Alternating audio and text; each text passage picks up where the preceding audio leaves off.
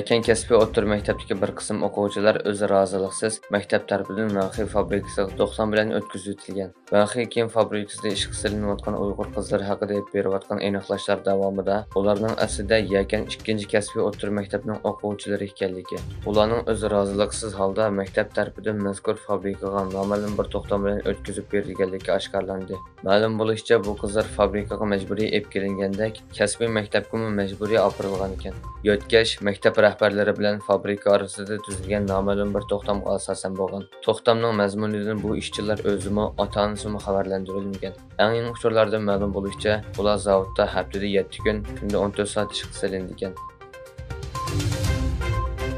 Xitoy ishg'oli ostidagi Sharq Turkistonga o'rnatilgan 500 ming kilovatlik quyosh energiyasi turining elektr to'g'riga ulanishi bilan toplam yangi energiya miqdori 50 million 260 ming kilovatga yetgan bo'lib, rayondagi yangi energiya sig'imi umumiy energiya sig'imining 41% ga to'g'ri kelgan. Xitoyning zuoni bo'lgan Xinhua agentligining 14-iyundagi xabariga qaraganda, payshanba kuni 500 ming kilovatlik quyosh energiyasi turi Sharq Turkistondagi elektr to'g'riga ulangan va buning bilan rayondagi yangi energiya sig'imi 50 million 260 ming kilovatga o'stirilgan.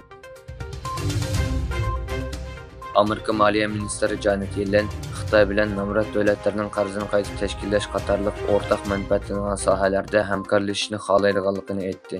20 davlat guruhi Moliya ministri va Markaz banki boshliqlarining Hindistonda uchrashishidan ilgari muxbirlarning kutilish yig'ini o'tkazgan Yellen Xitoy ziyorati haqida to'xtaldi. Uning aytishicha, uning oldingi hafta Beijingga qilgan ziyorati Amerika-Xitoy munosabatining texmi mustahkam zamin hozirlashiga foydali ekan.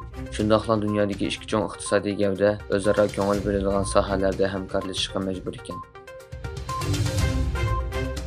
Bu yil ikkinchi faslda Xitoy iqtisodiy 0,8% oshgan bo'lsa-mu, lekin yillik o'sish sur'ati 6,3%lik mo'ljaldan tuban bo'lgan. Iqtisodshunoslarning yillik o'sish mo'ljali 7,3% edi.